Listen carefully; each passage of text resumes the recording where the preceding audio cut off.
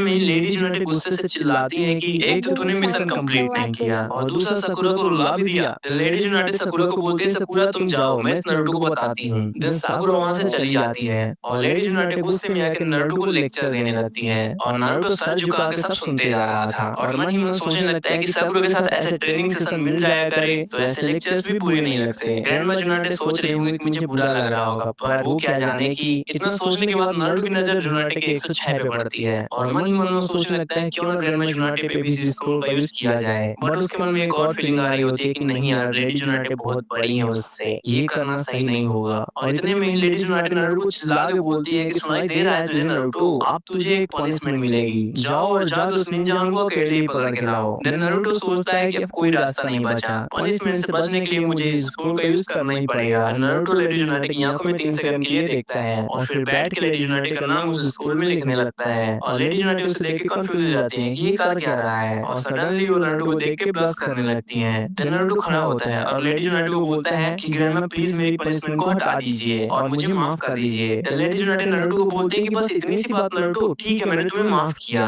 Then Naruto ठीक है बोल के वहां से जाने लगता है और लेडी जुनाटे उसे रोक लेती है और नारुतो से बोलते हैं कि अभी मत जाओ नारुतो, अभी मेरे पास ही रहो। ये सुन के नारुतो थोड़ा नर्वस हो जाता है और साथ में लेडी जुनाटे नारुतो की ओर आती जा रही थी। नारुतो 106 को अपनी ओर आता देख खुद को रोक नहीं पाता और फिर नारुतो लेडी जुनाटे के साथ भी ट्रेनिंग कर लेता है। थोड़ी देर के बाद जैसे ही स्क्रोल का इफेक्ट खत्म होता है वैसे ही जुनाटे नारुतो को लात मार के भगा देती है। देन नारुतो स्माइल करते हुए बाहर आ जाता है और बोलता है कि ग्रैंडमा जुनाटे तो साकुरा से भी प्यारी है। देन नारुतो जिराया सेंसेई के पास जाता है पर जिराया लड़की को दूर से देख के मजे ले रहा था। तभी नारुतो से बोलता है कि क्या पर विशेष तुम दूर से देख के मजे ले रहे हो। देन जिराया उसे रिप्लाई करता है कि तुम भी मजे लो, मुझे डिस्टर्ब मत करो। देन नारुतो रिप्लाई करता है कि मैं देखने वेखने वाला काम नहीं करता हूँ, मैं सीधे ट्रेनिंग कर लेता हूँ। देन जिराया नारुतो को बोलता है कि अभी तेरी उम्र नहीं है बच्चे, अब चल यहाँ से निकल। देन नारुतो हंसते हुए वहां से चला जाता है और रास्ते में उसे इनो दिखाई देती है जो टेंटेन के साथ किसी मिशन में जा रही होती है। नारुतो उसे मिलता है और वो दोनों फिर चली जाती हैं। नारुतो ने जाते हुए देख के बोलते हैं कि ये दोनों अच्छी लड़कियां हैं इसीलिए ये बच गई। इतने में इनो पीछे मुड़ के नारुतो को चिल्ला के बोलती है, यार नारुतो सुनने में आया कि तुम एक निंजा हाउन को पकड़ने जैसा इजी मिशन में फेल हो गए। ये सुनकर नारुतो भी सटक जाती है और इतने में टेंटेन भी उसका मजाक उड़ाने लगती है और बोलते हैं क्या यार नारुतो। नारुतो अपनी आंखें बंद करता है और बोलता है कि बहुत हो गया और सीधे जाके इनो और टेंटेन से आई कांटेक्ट करने लगता है और आई कांटेक्ट करने के बाद उस फॉरबिडन स्क्रोल में उन दोनों का नाम लिख देता है और नाम लिखते ही इनो और टेंटेन उसे ब्लश करके देखने लगती है। देन नारुतो दोनों का हाथ पकड़ के बोलता है चलो मेरे साथ।